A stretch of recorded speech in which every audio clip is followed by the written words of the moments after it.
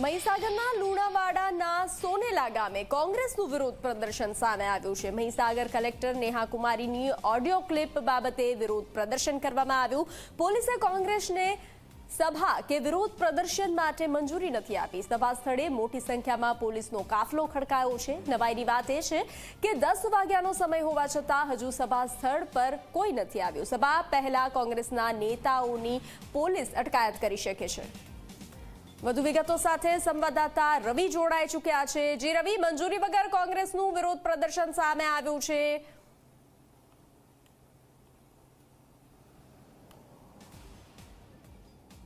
જી રવિ, બિલકુલ વાત કરવામાં આવે તો જે રીતના મહીસાગરના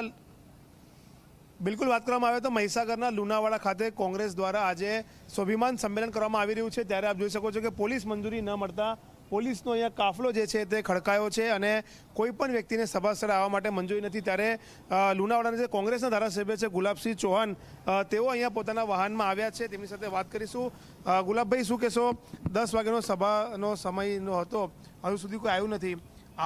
સંમેલન થવાનું છે કે રદ કરવામાં આવ્યું છે? આજે સ્વાભિમાન સંમેલન અને આંબેડકર નિર્વાણ દિવસની ઉજવણીના ભાગરૂપે સોનેલાવ મુકામે અમે સભા કરવાના હતા। સભાની મંજૂરી પણ માગેલ હતી।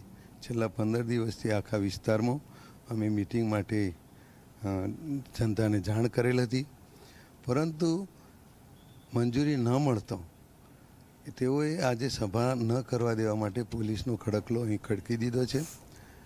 છેલ્લા 11 વાગ્યાનો અમારો સમય છે। પ્રજા હવે ધીરે ધીરે આવે છે, પરંતુ આ જગ્યાએ પોલીસ ઊભી પણ રહેવા દેતી નથી। એટલે એમ લાગે છે કે મેદાન ખાલી છે, આજુબાજુ તમામ કાર્યકરો ઊભા જ છે। શું કીધું, સંમેલન મળશે કે પછી રદ થશે? અત્યારે તો હું કઈ રીતે કહી શકું રદ થઈ શકે? મારા ઉપરના નેતાઓને હું વાત કરું અને કઈ રીત અજમાવે છે, ત્યાર પછી જ હું કહી શકું કે કોણ કોણ અહીંયા આવ્યું છે। અમિત ચાવડા, જિગ્નેશ મેવાણી, બધાની વાત હતી? બધા જ આવવાના હતા। અમિત ચાવડાજી આવવાના હતા, ચૈતર વસાવાજી આવવાના હતા, આનંદ પટેલ પણ આવવાના હતા, જિગ્નેશ મેવાણી તો છે જ। આ બધા નેતાઓ આવવાના છે અને આ સભાનું સંબોધન કરવાના હતા। તો સભા સંબોધન કેવી રીતે કરશો? કારણ કે મંજૂરી નથી, પોલીસનો કાફલો ખડકાયો છે। આગળ હવે રણનીતિ શું નક્કી કરે છે એ પ્રમાણે અમે અમારા કાર્યકરો સાથે વાત કરીશું અને અમારું આંદોલન આગળ પણ ચાલુ જ રહેશે। અટકાયત વોરસો સામે જઈને? અટકાયત જો સભા નહીં કરવા દે તો અમે અટકાયત પણ કરે તો અમને કોઈ વાંધો નહીં। કુબેરભાઈનું એવું કેવું છે કે કોંગ્રેસ રાજકીય રોટલા શેકી રહી છે, વ્યક્તિગત બાબતને સમાજ બાબત સાથે જોડી રહી છે। આજે સરકારે લખી છે આદિજાતિ જન ઉત્કર્ષ। આ જન ઉત્કર્ષ નથી। આ લોકો તો અમે અમારા ખાનપુર તાલુકામાં છેલ્લા 15 દિવસથી નાના ભૂલકાઓનો અભ્યાસ બગડી રહ્યો છે। એમના દાખલાઓ માટે, જાતિના દાખલાઓ માટે પણ એ લોકો અત્યારે હડતાલ ઉપર ઉતરી ગયા છે। શાળાઓ જતા નથી। શિક્ષણ મંત્રી અને આદિજાતિ મંત્રી જાતે કુબેરભાઈ છે, તો એમને ખબર નથી બાળકોનું શિક્ષણ બગડે છે અને વર્ષોથી આ લોકો દાખલાની માગણી કરી રહ્યા છે। દાખલાની માંગણી કરવામાં આવી રહી છે અને તેઓ કહી રહ્યા છે કે શિક્ષણ બગડે છતાં પણ કુબેરભાઈ કશું નથી કરી રહ્યા। હું તમને ખાલી સભા સ્થળ એકવાર બતાવવાની કોશિશ કરીશ। ઉમેશભાઈને કહીશ કે સભા સ્થળ બતાવશે।